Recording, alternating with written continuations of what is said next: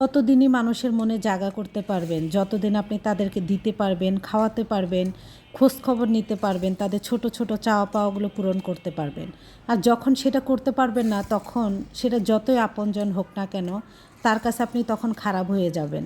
১ KG দুধের ভিতরে ১ ফোঁটা লেবুর রস দিলে যেমন পুরা দুধটা নষ্ট হয়ে যায়, ঠিক মানুষগুলো এরকম। সারা জীবন যতই উপকার করেন না কেন, একদিন যদি কোনো উপকার না করেন, তাদের সেই কথাগুলো মনে থাকে না। হ্যালো এভরিওয়ান, আসসালামু আলাইকুম। কেমন আছেন সবাই? বাণিজ্য মেলায় সবাই অলরেডি অনেক আগেই চলে আসছে। তো আস্তে আস্তে আমাদের লেট হয়ে গেছে। গরিব মানুষ হলে যা হয়, তো কিছু কেনার তেমন কিছুই নাই, কিন্তু দেখার শখ অনেক দিন ধরে। জামাইকে অনেক দিনে রাত্রে জ্বালাচ্ছিলাম। মেলা কথাটার সাথে অনেক ছোটোবেলার স্মৃতি মিশে থাকে। মেলায় ছোটোকালে যখন বাবার সঙ্গে যেতাম, আগে যে কাঠের আগে নাগরদোলা পাওয়া যেত, কাঠের নাগরদোলায় উঠতাম। যখন উপরে উঠতাম তখন খারাপ লাগতো না। নাগরদোলাটা যখন উপর থেকে নিচে নামতো, বুকের ভিতরে ঝিলিক দিয়ে উঠতো, ওয়াও করে একটা চিল্লানি দিতাম, তবু অনেক ভালো লাগতো। আপনাদের কার কার এমন মেমোরি আছে অবশ্যই জানাবেন।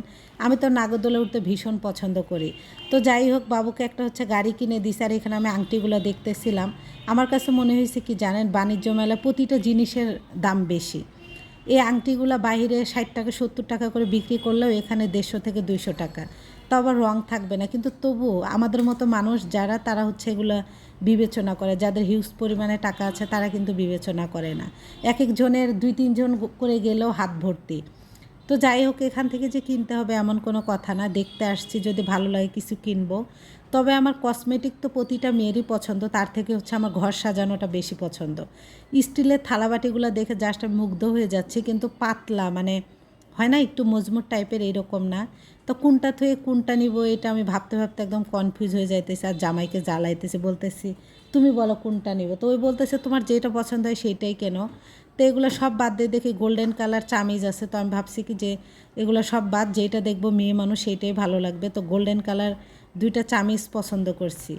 চামিজগুলো নিয়ে লেট করা যাবে না। আর বাবুর আব্বুর সঙ্গে কোথাও গেলে ওই বেশি লেট করতে চায় না, খুব তাড়া দেয়। তো রাস্তার সাথেই বাবু বার্গার দেখে পাগল হয়ে গিয়েছে। আমার জীবনে প্রথম মনে হয় এরকম বাজে বার্গার। বাবু বার্গার খায়নি, পরে মুরগির মাঝখানের পেটের যে হাড়গুলা থাকে ওগুলা দিছে।